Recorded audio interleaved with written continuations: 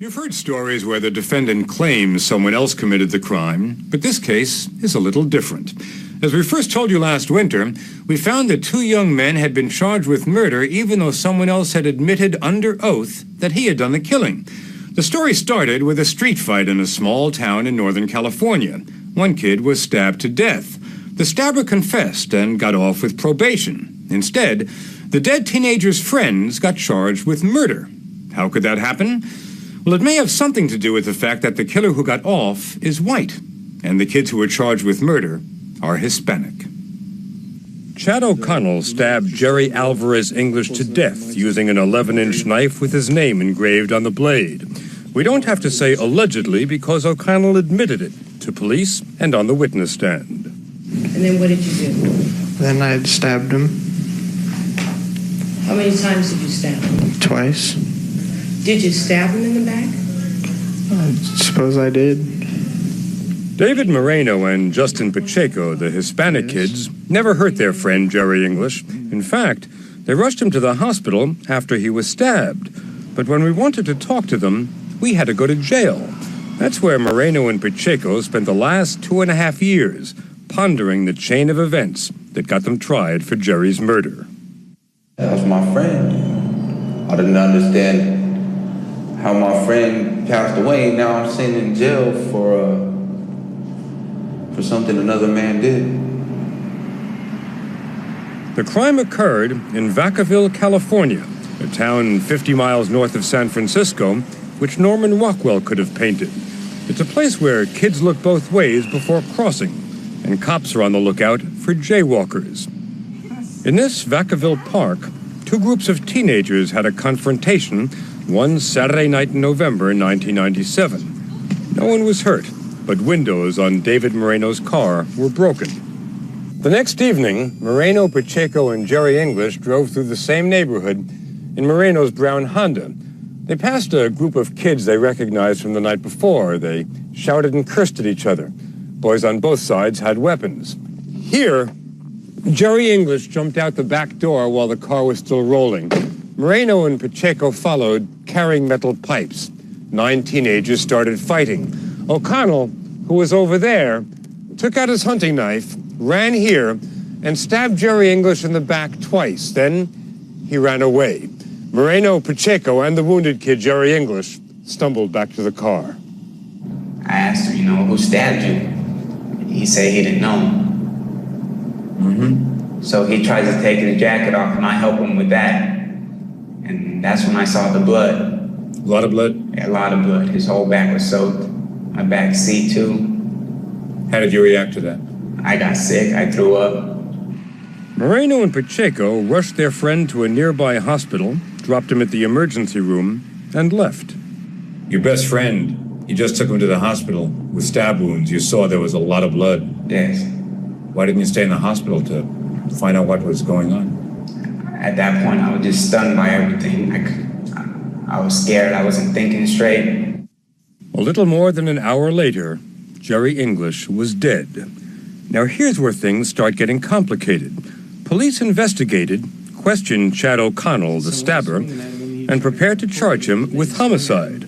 But O'Connell claimed that he stabbed English to defend one of his friends. The prosecutor believed him. O'Connell pleaded guilty to a weapons charge and got off with probation. As for Moreno and Pacheco, they were also arrested. When they arrested you, what did they charge you with? I asked the detective, and he said assault. So, when I heard that, I was like, I knew they were going to charge me with something. When they got to court, they were indeed charged with assault, but that's not all. They were charged with murder, the murder of their friend. I kind of yelled out in the courtroom. I said, no, you guys got me mixed up with someone else. I said, no. My name's Justin Pacheco. I'm not here for that. And he said, yeah, you are. You didn't believe it? No, I didn't believe it. How did it happen? California has an obscure legal doctrine known as the provocative act rule. It means that you don't actually have to commit a crime to get charged with it. Say, for example, you rob a gas station. The owner pulls out a gun and accidentally shoots and kills a customer. You can get charged with the murder of that customer even though you didn't pull the trigger. Now, that's what the doctrine was designed for, a case where a serious crime sets off a chain of events that leads to a homicide. But the Solano County District Attorney used it to charge Moreno and Pacheco in a street fight. And the DA had another trick up his sleeve. He said the street fight was really a gang fight. He insisted Moreno and Pacheco were members of a dangerous Hispanic gang known as the Norteños, gang members out to avenge the damage done to Moreno's car the night before. Barry Newman and Dan Healy are lawyers for Moreno and Pacheco. Why was the DA so intent on proving that there was a gang element here? They make that allegation that this is a gang member, and it puts fear in the jurors' hearts, and it makes them more inclined to buy into the story. They say the gang label is not only unfair, but untrue. Was it a gang war? No.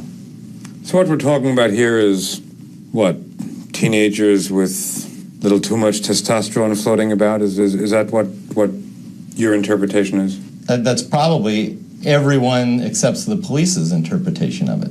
What you're talking about are mostly suburban kids who are to a large extent being enticed as much by the culture they're seeing as MTV. And how do you distinguish a real gang member from an MTV kid? Hispanic kids are automatically under suspicion, especially if they happen to be wearing anything red, which is the Norteños' color. And if a Hispanic kid with a red shirt is seen in the company of a known gang member, police can consider that positive identification. The mothers of Moreno and Pacheco say that's guilt by association, and Joanne Pacheco says that's exactly how her son Justin first came to the attention of Vacaville police. And he was at a friend's house playing when the police went in, and he was playing Nintendo with the kids, and they made what they call a file card on him and labeled him a gang member from that point on. Because he was at the home of a gang member? What the police believed to be a gang member, yes. Mm-hmm. And this is David Moreno's rap sheet before the stabbing. It consists of having been seen with known gang member Justin Pacheco. That got Moreno labeled a gang member too. Now all of a sudden they're trying to say, you know, I'm this big bad gangster, a menace to society. And everybody who knows me knows that's not true. So you were not a member of that gang? No. Did you ever think about becoming a member of that gang? No, never. Were any of your friends members of that gang? Yes, I had a few friends in the gang. So as you're swinging towards me... Then the case took another twist. Remember how Chad O'Connell, the white kid, said he had stabbed Jerry English to protect a friend? Police believed him until they checked with a friend. And that, says the defense, is when the prosecution case began to crumble. Chad O'Connell, the kid with the knife, was set free based upon his explanation that he used the knife to defend someone else. The police set him free before they even interviewed that someone else. By the time they got around 2 weeks later to interviewing that person, and he tells them, no, the killer wasn't defending me, things aren't looking too good for the police. The collapse of O'Connell's alibi didn't stop the DA's prosecution of Moreno and Pacheco. Their trial began in September 1998 in Judge Louis Villarreal's courtroom. The jury returned a guilty verdict. Carmen Moreno remembers. I was totally in shock. I didn't know what to think. I didn't know how to react. Then it really hit me that this was actually happening. But a day later, in yet another strange twist, 5 of the jurors complained they'd been bullied into voting guilty by some of the other jurors.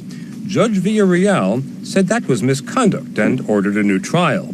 The district attorney didn't like that. He wrote this memo to his staff outlining plans to get Judge Villarreal, the county's only Hispanic judge, disqualified from hearing future felony cases. We call it a blanket disqualification. We call it making his department go dark. James McEntee was a prosecutor in the DA's office for more than 11 years. He wasn't involved in the case, but was so outraged by that memo blackballing the judge that he leaked it to the press. The DA fired him for that. Do you think that the district attorney sent that memo because he was displeased with the way the judge had thrown out the convictions against? There's no doubt in my mind that was the main reason. But Judge Villarreal was still on the bench when the second trial began in January. Moreno and Pacheco were still in jail, more than 2 years after their arrest. The prosecution still said they were murderers and gang members, and the defense still argued that they were on trial not because of what they did, but because of their race. They free the killer and arrest the only 2 living Hispanics in the group. I don't think you have to be a PhD to start asking questions about whether or not there's some racial component to all of this. Has the jury reached a verdict? After a 3-week trial, the jury, whose faces we weren't allowed to photograph, apparently agreed. The jury finds them not guilty.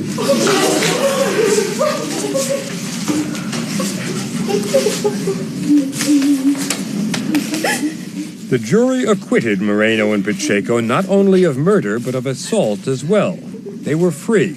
You could see it on their mothers' faces. The verdicts of the jury will be filed in the court's minutes, and the defendants are discharged.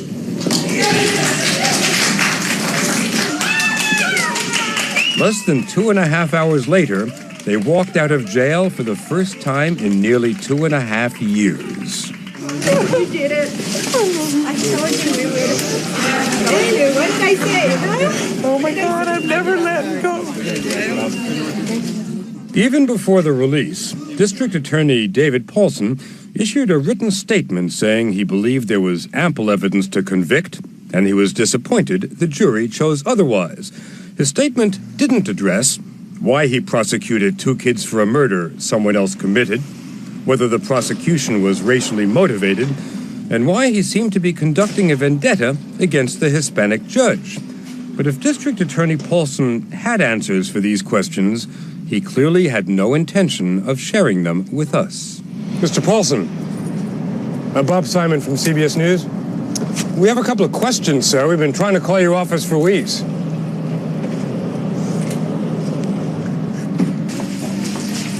For the boys and their moms, a happy ending, and the closing of another chapter, too.